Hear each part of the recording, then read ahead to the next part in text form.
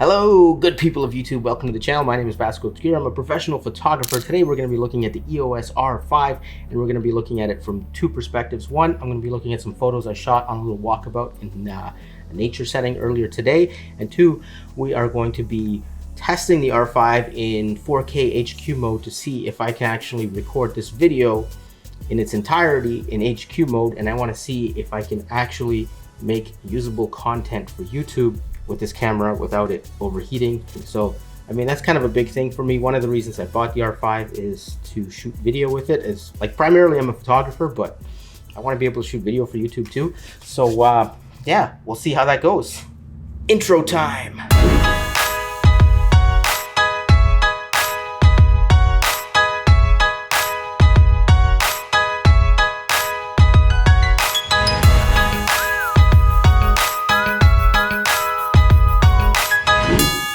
All right, today I'm excited. This is gonna be my first YouTube video with the EOS R5. Oh yeah. So right now I'm recording on the EOS R, and when I used the 16 to 35 millimeter lens on the EOS R, I had to use it in 1080p mode because of the crop. Now I can actually record in 4K at 16 millimeters. So that's gonna be a lot of fun. I'm looking forward to that. Got my ND filter on here, got my smiley face. See, I did this because I keep looking at the screen instead of the lens, so I'm trying to break that habit. So put a little face up there. Makes it so much more natural to look at a face than a screen. My screen has my face. Anyway, I got a dummy battery for the EOS R5, and I'm gonna be doing this recording in 4K HQ mode. So the rest of this video is all gonna be 4K HQ, and I'm hoping that the dummy battery, I can't say battery today, battery, prevents it from overheating. So yeah, wish me luck. This is my first R5 video on YouTube, and we're gonna be looking at some photos I shot with this guy a little earlier today.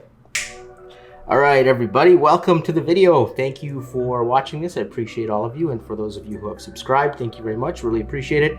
Really trying to make this channel grow, so I really value each and every one of you. Thank you very much. Okay, so two things are happening right now. One, we're recording with the EOS R5 in 4K HQ mode. We'll see how long this lasts. And we're going to be looking at some photos which I shot with the R5 earlier today. I didn't have a model, so we're just doing some nature shots. I went for a little walk, and I went for a walk around. It was around like 2 o'clock in the afternoon, so the sun was pretty bright. It was pretty harsh. So I wanted to really play with the contrast and see if I could bring back blowouts, bring back shadows, and do that kind of thing. So I really pushed myself here. Well, I wouldn't say push myself, but you know, it was fun. It was fun to do something different because I usually shoot models. So shooting a little nature was a little different. So let's take a look at the shots. Oh, and by the way, boom, right there's my website. I'm gonna put a blog post in the description below. It'll be linked, and if you want to see these photos on the blog, you can go ahead and take a look. What I'll do on the blog post is I'll put the photos in the before and then after. Obviously these are edited in Lightroom. I wanted to shoot some contrasty black and whites, and I wanted to see how much detail I could pull out of the contrasty areas. So this is just foliage. Okay, let's wrong button. Let's go in here. And yeah, so this is the before shot. 8,000th of a second, f4, ISO 12,800, and I was using the 24 to 105 RF lens for all these shots because it's an RF lens, RF mount, camera's designed for it. So I figured, first run, maiden voyage, let's just use the RF lens and see what it can do. Yeah, got a little bit of noise here, but that's expected at 12,800 ISO. And then did a little black and white. I'm kind of happy with it like this. I think it's an interesting shot with the shapes and the textures. And here we go. I'm still I've never shot with a 45 megapixel sensor, and I'm really blown away by all the details. Here's the before shot. So it was a sunny day. There's a little zoo here, and you know, people are looking at the animals, and the trees are really lit up, and you know, lots of reflections on the leaves. The sky's kind of blown out. And I was able to bring it back a little bit, and there's a lot of detail here. And this is ISO 10,000, shooting at 1/8,000th of a second, f4. And I don't know if you can tell this on whatever monitor you're looking at, but the detail with the 45 megapixel sensor is great. Like this whole texture area right here in the trees is just beautiful. Just this mishmash of all these little speckles and things, and that's pretty cool. I like that. So yeah, here's another one. I really like this shot. I wish I recomposed it a little differently. I don't like this path here. I wish I had it a little more off to the side, because yeah, in the rule of golden, what's the word I'm looking for? It's the rule of thirds. Yeah, just an awkward place because it's not exactly centered. It's just off centered. It's an awkward spot, but overall, I like the textures in the trees and then contrasted by these grasses and the light.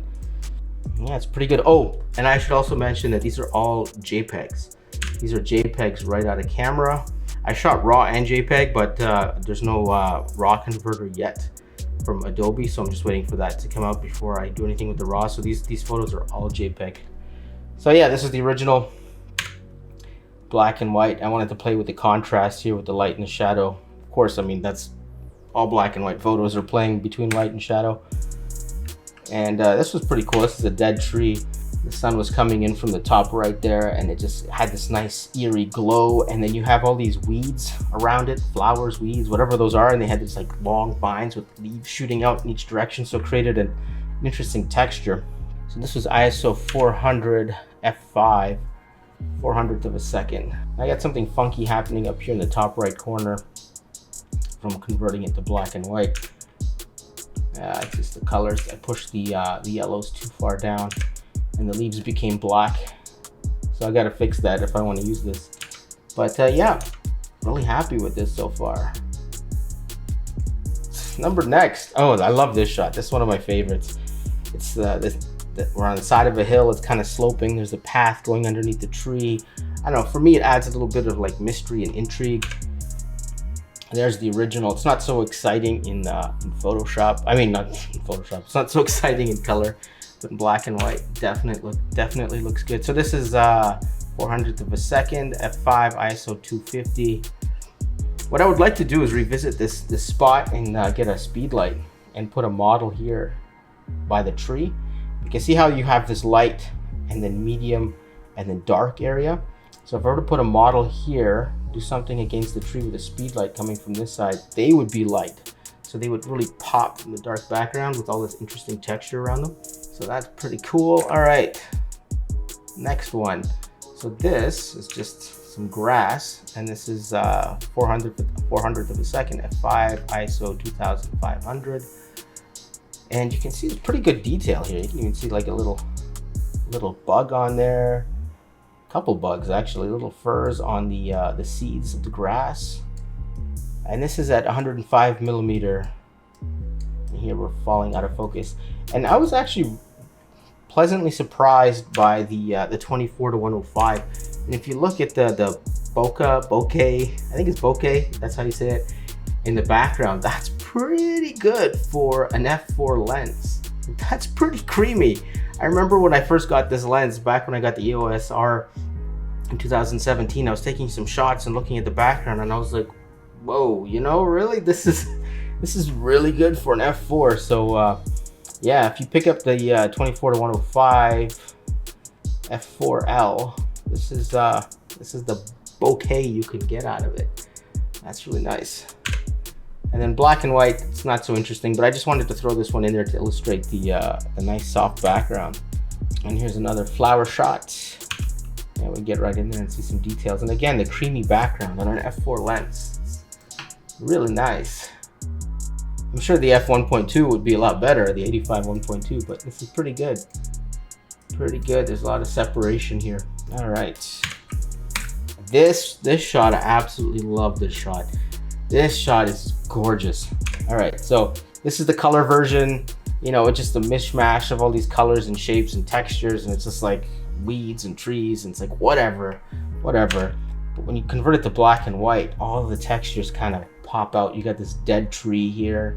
You got this path leading to who knows where. It adds a little mystery. And then I mash all the greens and make them really dark. So they just turn to this like black gray texture here. And yeah, it's pretty mysterious. I like this shot a lot. I like this. This is pretty cool. And then the detail that you see in the photo, all these little branches just illuminated in the sunlight on the black background. It's really cool. I like it. I like it a lot. Although nobody knows that reference anymore. You know what movie that is? Anyway, that's that shot. And here I wanted to see what I could do in terms of pulling the shadows back and a little bit of the highlights back to even it out. I did a pretty good job. I mean, this is not an extreme example, but there's definitely enough contrast with the sun behind me there. And this shot I found kind of interesting because it kind of breaks one of the rules of photography. You want the horizon to be horizontal, but this isn't really the horizon, it's a road, and it was on an incline. And these trees seem to be growing vertically while the road is kind of on a slant, so it kind of plays with your perception a little bit. And I thought that was pretty interesting, which is why I shot this. I don't know if you guys find it interesting or not. Plus there's the contrast and textures from up here to down here. All right, I know these aren't too exciting. Normally I shoot models, you know, in bikinis and things, and just a little bit of landscape stuff. And here's just a shot of a road, sunset, or yeah, sun is setting. And this area here, this was a shadow from a tree, and it was pretty dark, and everything around it was pretty light. And I was able to bring everything back. And the amount of detail, you can see all the little grains, all the little rocks in the asphalt. Like, wow. I was really surprised at the amount of detail you can pull out of the photos with this camera. You could probably sit here and count every stone in the asphalt if you wanted, if you had the time. All right, and last shot. I thought this was pretty cool. I went under the tree and I wanted to make it a little contrasty.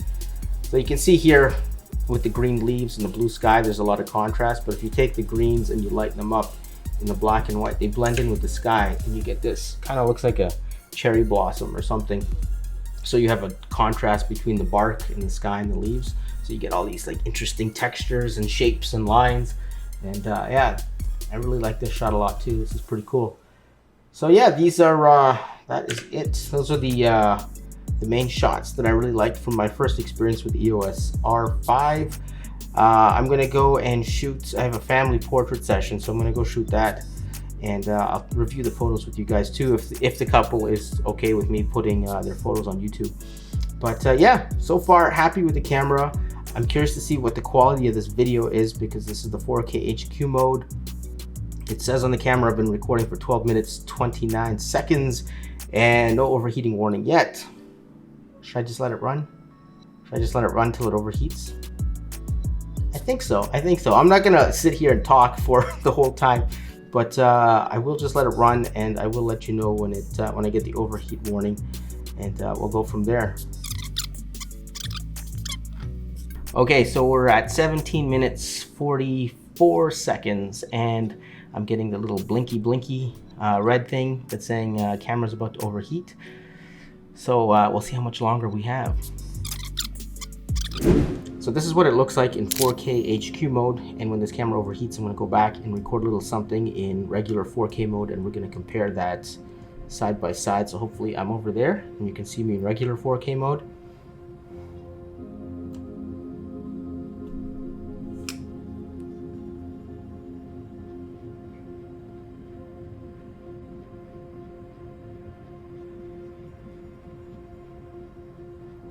All right, so there you go. There's a comparison between 4K and 4K HQ. You can take a look and see, is there a difference? I really want to know if there's a difference between 4K and 4K HQ. I mean, other than file size, does it look that much better on YouTube? Can you really tell the difference when you watch the video on your phone or your 1080p monitor, or do you need a 4K monitor to really see the difference? Let me know in the comments down below. I'm curious, because yeah, because obviously I want to record in 4K HQ because you want the best quality. 8K I think is a little way too much way too much information there. I don't really want to be recording in 8K, but Canon did advertise this camera as an 8K camera. But if it's overheating all the time and can't record in 8K, I think Canon they kind of put their foot in their own mouth here by marketing it to the wrong people. I don't want to say anything definitive yet, because this is actually the first time I'm even recording a video with this camera.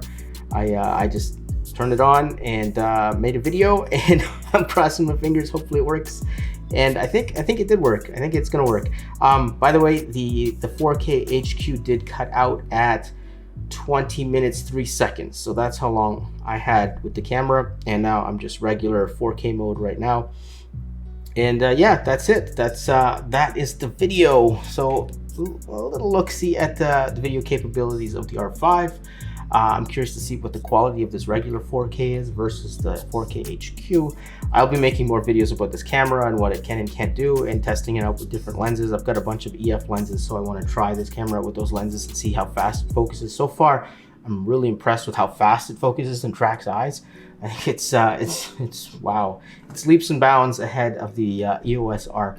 But anyway, that is it for this video. If you like this kind of content, please subscribe to the channel. I would really appreciate it. I'm really trying to make this thing grow, and I want to provide more content for you guys. If there's anything you guys want to see with respect to the EOS R, if you have any questions, leave them in the comments down below, and I'll try and make a video to answer your questions if I can't answer it directly in the comments.